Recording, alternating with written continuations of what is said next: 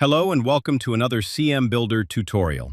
In this tutorial, we will cover how to navigate the scenario workspace, basic mouse commands, as well as introduce the various buttons and menus you see in the page. First, the basics on navigating your view. Press and hold the left mouse button in the 3D space to rotate the view. Press and hold the right mouse button to pan around. Use the mouse scroll wheel to zoom in and out. On a trackpad, you can pinch with 2 fingers to do the same. Note that to rotate around an object, you first need to zoom in on it. This will set the object as the pivot point. Click the question mark menu at the top and open the Key Shortcuts menu to see additional mouse and keyboard commands. Now let's look at some of the main features available within the scenario space. Starting from the top left corner, you will see the tree icon, which you can click to collapse or expand. The tree will show a list of all elements in this scenario, grouped by categories such as drawings, BIM models, massing, resources, zones, etc. You can use this interactive list to add new items, edit existing objects, and select elements in your scenario. Click on the chevron to expand the folders and access the subcategories of the elements. For example, you will have access to all 3D models imported to your project under the BIM import object in the tree, but also see how the individual elements are grouped per level and class. The items in the tree can also be organized using various grouping methods available in the Group By drop-down menu. BIM Structure, Start Milestone, Original File Tree, and Sets. Using these 2 buttons, you can manage the tree by expanding different levels, collapsing it completely, or applying filters. Selecting an object in the 3D space will highlight it in your tree, and vice versa. You can also right-click on the object to access further control options. For example, clicking on Zoom to Selection will point you to the resource model. More on the other options in this menu in a later video. Add elements directly from the tree by clicking the plus button next to each category. Next, we'll look at how to manage the visibility of elements in your view. This is a key aspect of working with a clean scenario in cmBuilder. You can hide or show selected elements temporarily from the right-click menu or simply by typing H on your keyboard.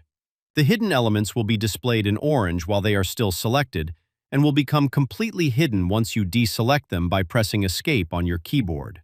If one or more elements in the tree are temporarily hidden or shown, a notification badge will appear on the tree icon. To clear temporary visibility, click the X button in the warning at the top of the list. Alternatively, if the tree is collapsed, hover over the tree icon and click Reset All. Next, under the tree icon, you will find the main command dock. This is where you will find the main tools used to build your site plan, and we will dig into these in detail in other videos. On bottom left, you'll find the App Performance button. This menu provides insights on the app performance based on your hardware and software settings, or the complexity of your scenario and the objects added to it. It also provides recommendations on how to improve performance based on these metrics. Next, the Settings menu. This allows you to customize several display and graphics aspects of your scenario. You can adjust reflections, environmental lighting, background colors, and toggle elements like terrain or origin axes on and off. Camera settings allow you to modify the field of view or switch between top-down and orthographic views. In the Graphics tab, you can choose preset performance profiles or create custom settings based on your hardware setup. Moving to the top bar, you can use the respective buttons to navigate back to the home page or your project page. Click the 3 dots menu to adjust the visibility of reference drawings and the Save History log. The drawing list will only show drawings that are hidden from all milestones, but we will cover it in a separate video. The History log option will display a list of the last 20 actions in this scenario and allow you to revert the session to a previous saved state. The cmBuilder timeline at the bottom of your screen consists of 2 distinct modes.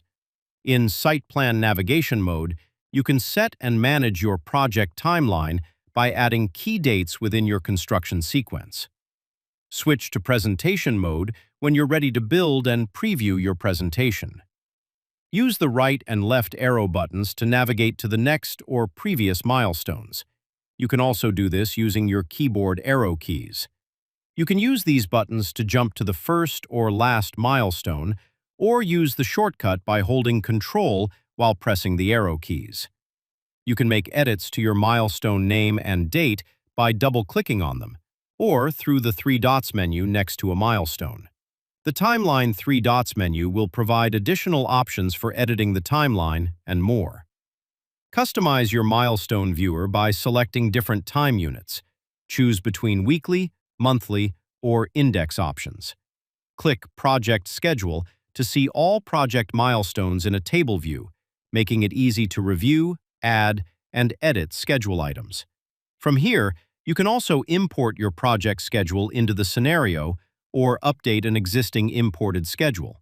We will cover the schedule import feature in a separate video. The project schedule can also be accessed anytime from the toolbar menu on the left-hand side of the screen. On the bottom right corner, you will find shortcut buttons to orient to Project North or True North. Turn on Icon View, switch between 3D and 2D top view, switch the navigation mode, and turn on color coding indicating the sequencing of your model. Next, on the top right-hand side of your screen, there are a few quick controls. Use the Undo and Redo buttons or the shortcuts shown in brackets to revert the scenario to the previous saved state. Here, you'll have the option to switch between Edit and View mode and also lock the scenario. You can see the initials of other users logged in this scenario, and you can click on their initials to follow their view. Note that if you're an editor in your scenario, you'll see the editor badge next to your initials. Viewers can navigate the scenario, interact with project elements in a read-only mode, and leave comments for review and coordination. Lastly, the Lock Scenario option allows you to lock and unlock your scenario. Locked scenarios can only be accessed in View mode. Next, click the Export or Share button to access a range of options to share your simulation with stakeholders. The Help and User Profile menu are always available, where you can access support resources and adjust your user settings respectively. That marks the end of this tutorial. In this video, we introduced the basic navigation options and the layout of your scenario workspace. In the next videos, we will start getting into using some of the features we introduced.